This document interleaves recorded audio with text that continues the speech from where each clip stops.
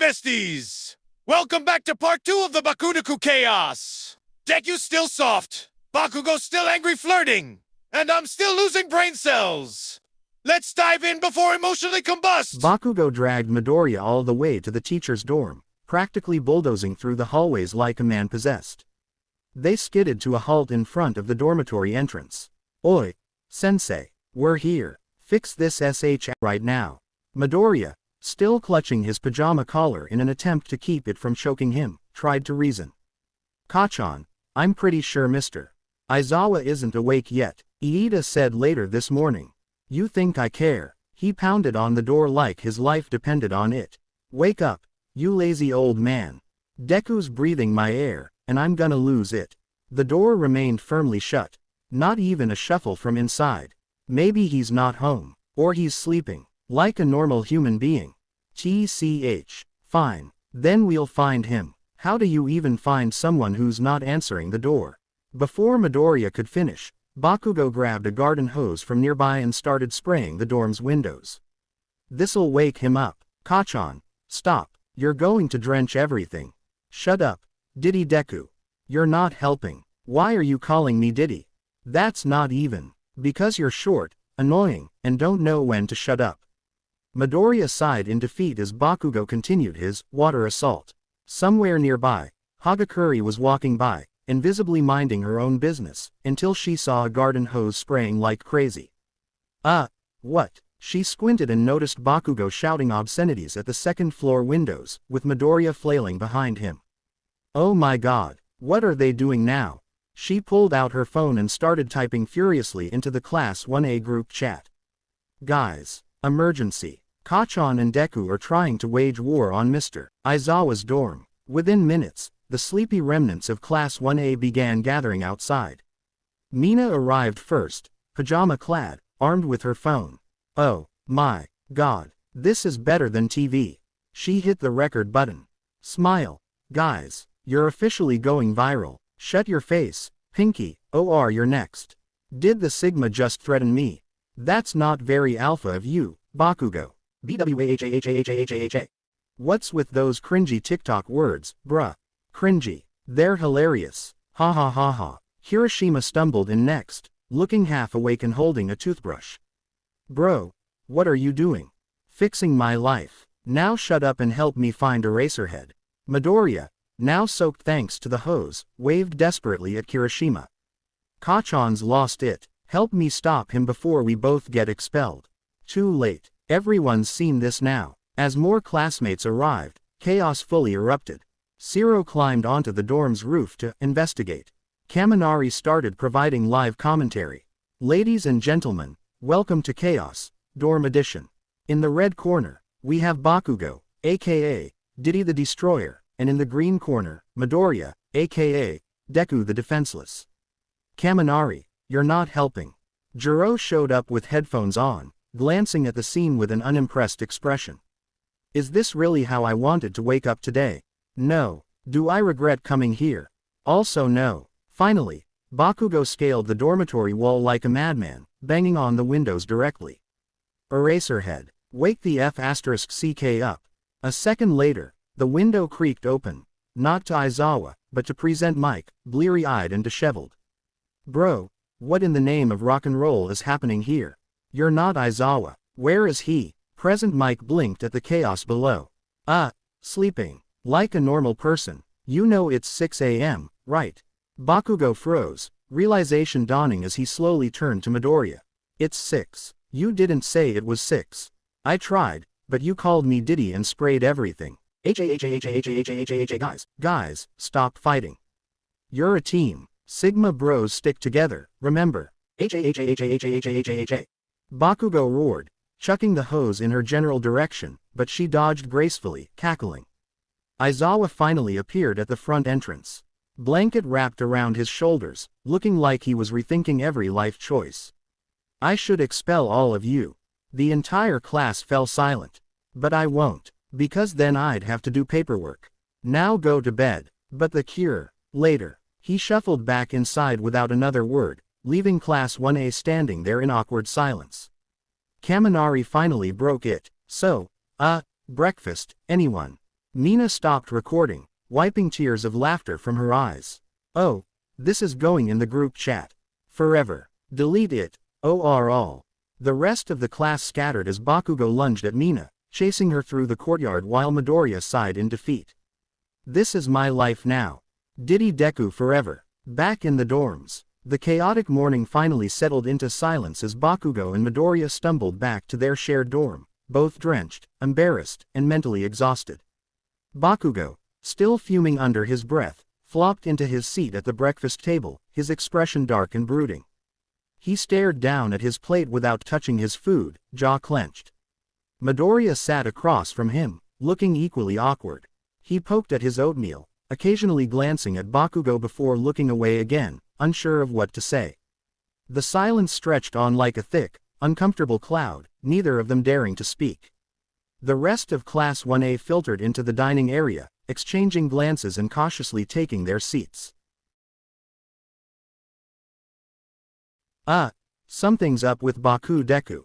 They look weird. Like, really weird. I'll bet you 10 yen that they're reflecting on that mess and too embarrassed to even function right now.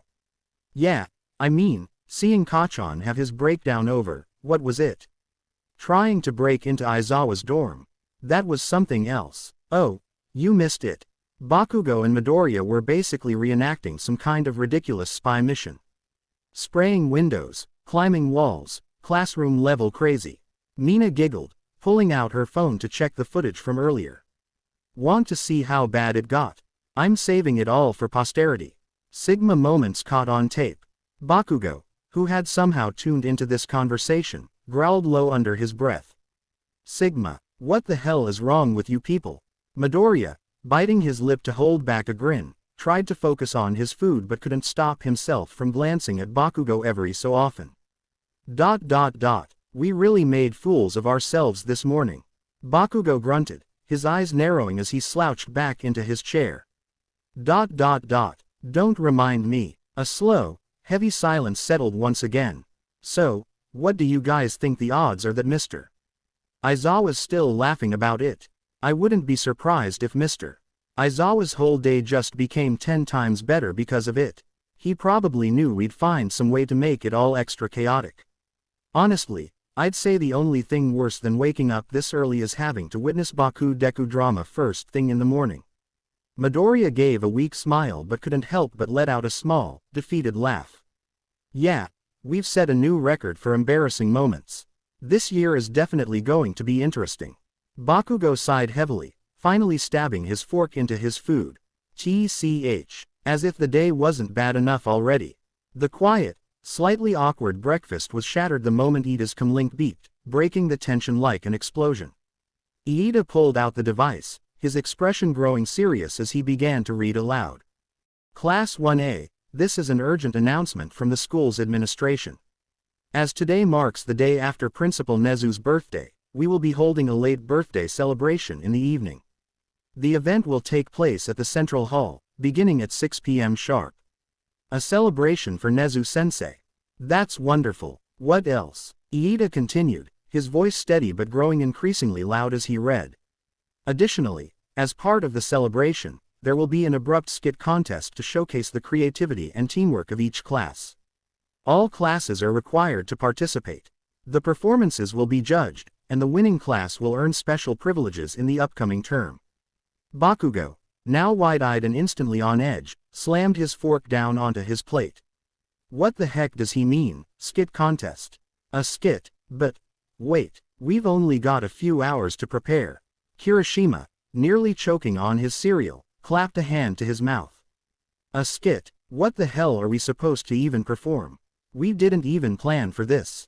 Mina, sitting nearby, immediately pulled out her phone, fingers flying across the screen. Oh, I'm seeing the potential here.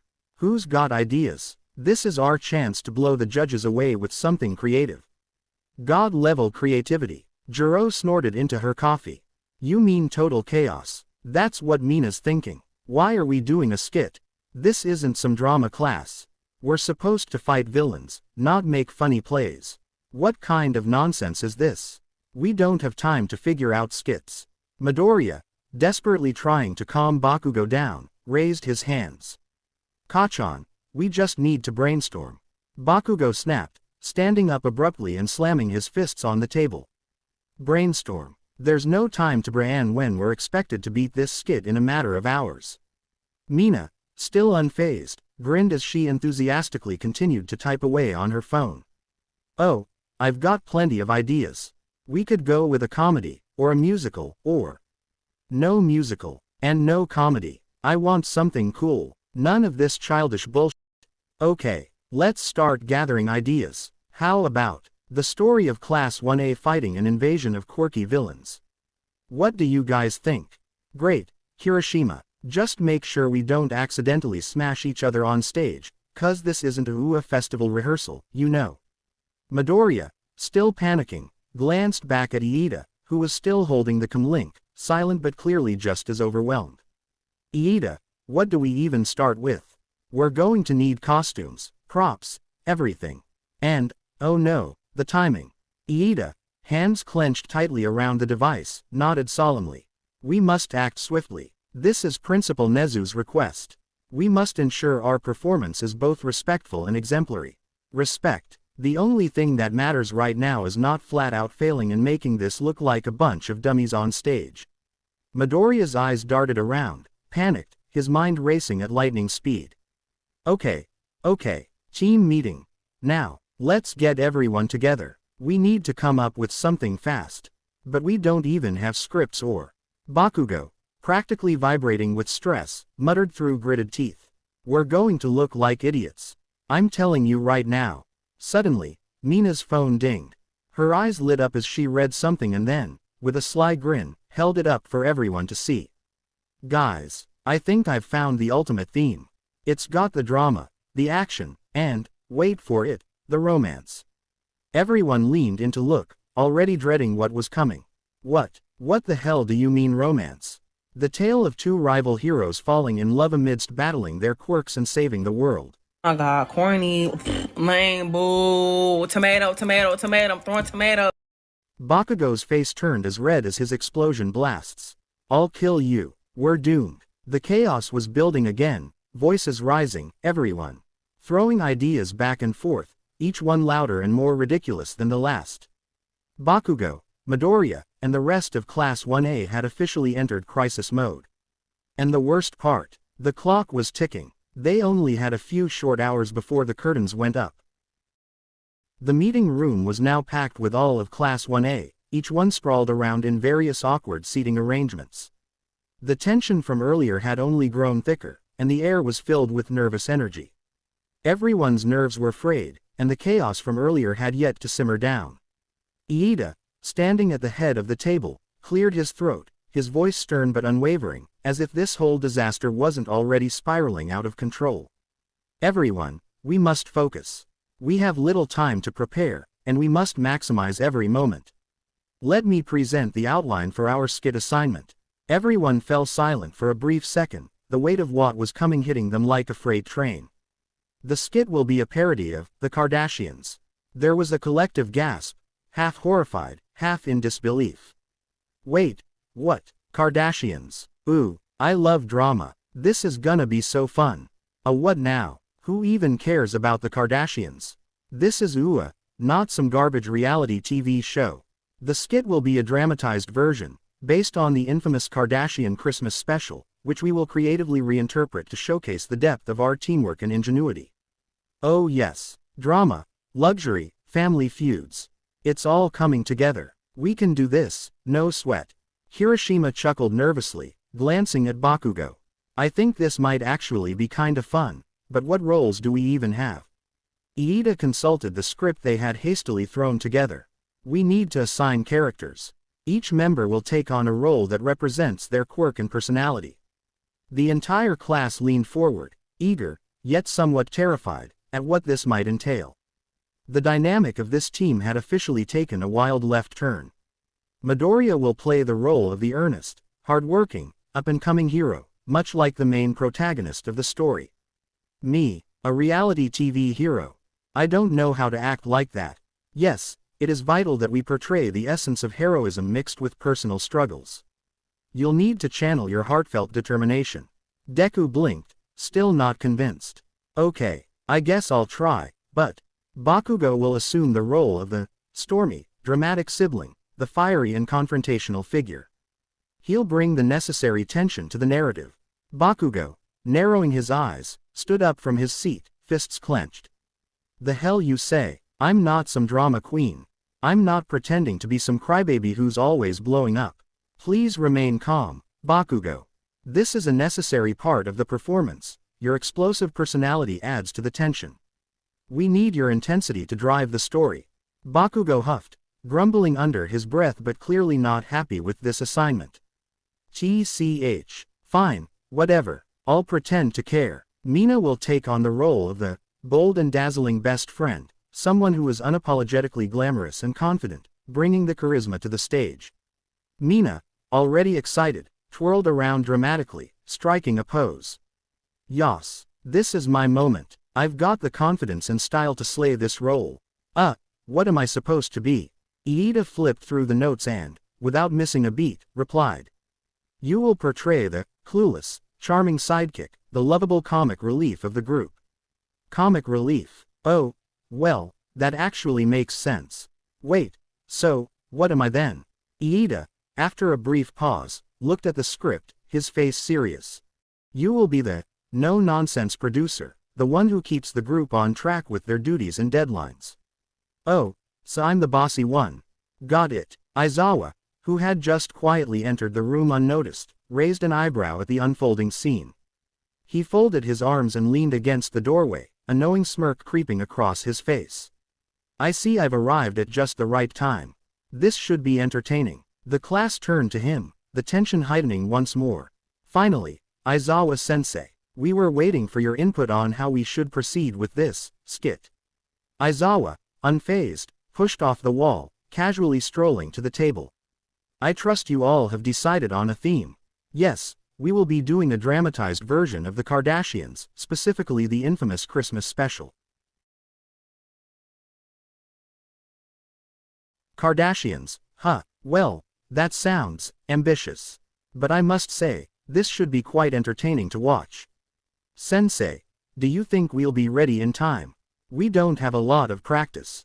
Aizawa cut him off with a knowing smile. That's part of the charm, isn't it? The spontaneous nature of it all.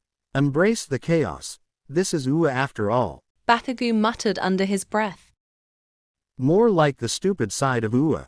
We must now begin working on our roles and preparations immediately. We need costumes, dialogue, blocking, everything must be meticulously planned. Let's not waste any time. Midoriya, trying to grasp the enormity of the task ahead, sighed dramatically. Right, because we've got literally zero time left. Perfect. Bakugo, leaning back in his chair, crossed his arms and glared at the others. This whole thing is going to be a disaster. Oh, but it'll be so fun to make it happen.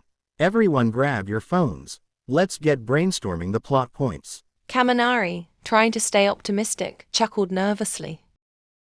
At least we're gonna make this funny. I hope. Jairu sighed, rubbing her temples. Fun or not, we're gonna look like complete idiots if we mess this up. Aizawa, watching the team already spiraling into full panic mode, couldn't help but let out a soft laugh. Well, don't let me keep you. I look forward to watching the final result, when you inevitably crash and burn. Bakugo shot him a deadly glare. Don't jinx it. Anyway, Bakugo and Midoriya, come outside after this. I need to tell you something. Told you, Kachan, sensei hasn't forgotten it. In the teacher's dormitory, Aizawa gestured toward two chairs positioned in front of his desk. Sit down. Make yourselves comfortable while I get the documents. Bakugo and Midoriya exchanged a wary glance, the tension from their earlier fiasco still lingering in the air. Reluctantly, they took their seats. Aizawa disappeared into the adjoining room, returning moments later with a thick folder in hand. Before we discuss the solution, I need to give you some context. This isn't the first time something like this has happened at UA. It's not. No. About 2 years ago, another pair of students experienced a similar quirk mishap. They weren't stuck within 5 meters of each other like you two, but they were compelled to mirror each other's movements. It made daily activities, and hero training, Virtually impossible. And how the hell did they fix it? Aizawa sighed, pinching the bridge of his nose as if steeling himself for what he was about to say. The cure wasn't exactly conventional. The quirk's effect wasn't caused by a villain but rather by someone unconventional. A specific individual who has been working with UA under very discrete conditions. Midoriya's curiosity piqued, his notebook practically materializing in his lap. Who is this person, Sensei? And what did they do? The culprit wasn't a villain or even someone with malicious intent. They're actually UA's secret counselor. They specialize in resolving interpersonal conflicts and building teamwork through unconventional means. What's that supposed to mean? Aizawa's lips twitched upward, almost imperceptibly, as if he were finding some private amusement in the situation. It means you'll be attending their dance class. What? What?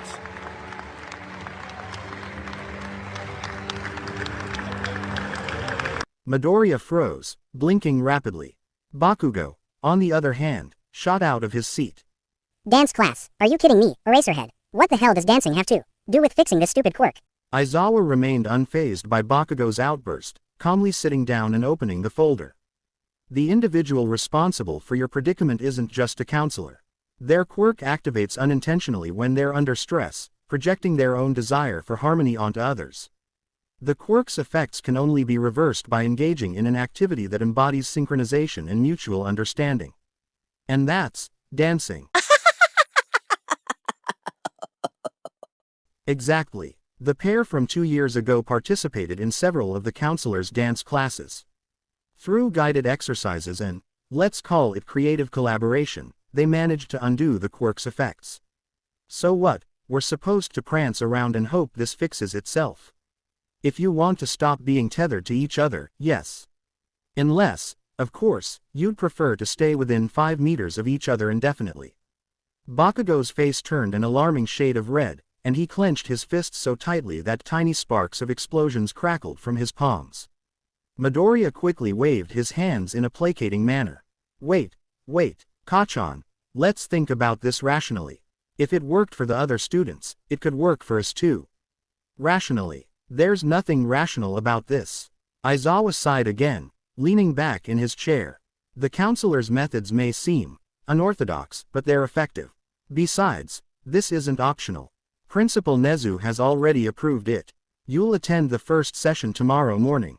Tomorrow morning? That's so soon. Consider yourselves lucky. The counselor doesn't often take private cases, but they made an exception given the circumstances. Bakugo slumped back into his chair, arms crossed and scowling. Fine, but if this doesn't work, I'm coming back here, and you're explaining to Nezu why his damn counselor's quirk broke us even more. Noted. He handed them a sheet of paper with the time and location of the class. Be there on time, and remember, cooperation is key. The counselor's quirk only responds to genuine effort. Midoriya nodded, clutching the paper like a lifeline, while Bakugo grumbled under his breath. As they left the room, Aizawa smirked faintly, muttering to himself. This should be interesting. They stumbled outside in a mess of flustered energy, their movements jerky and awkward, like penguins trying to figure out how to waltz. Both were lost in thought, trying to process the absurdity of Aizawa's decree. Midoriya glanced sideways at Bakugo, his face a mixture of confusion and concern. So, do we actually have to dance, Kachan? Don't ask me, nerd. This is all bullshit. Before Midoriya could respond, a notification pinged loudly from their phones, practically making them jump. In the new year new roster GC. Where are you at Midoriya at Bakugo? We have to practice now. Midoriya's thumbs flew across the screen, panic in every keystroke. On our way wait. Hurry up. Ida's already mad. Bakugo, barely glancing at the screen, typed a reply with the energy of someone throwing a grenade. F off. Midoriya turned to Bakugo, his eyes narrowing into a classic, seriously. Expression. Kachan, can you not be so rude for once? Ha, you think I care, Deku?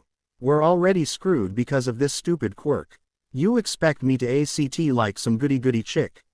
Midoriya groaned, dragging a hand down his face as Bakugo stormed ahead, as he was muttering angrily. Deku followed close behind. Lol. Can't believe there's gonna be a part 3. My broken humor's been on a roll lately, so catch you in the next part. Just dropped my Wattpad in the first vid and got spammed with love and messages. Thanks a bunch, y'all. Oh, and if you don't want to miss part 3, smash that subscribe button. Membership on my channel is now open.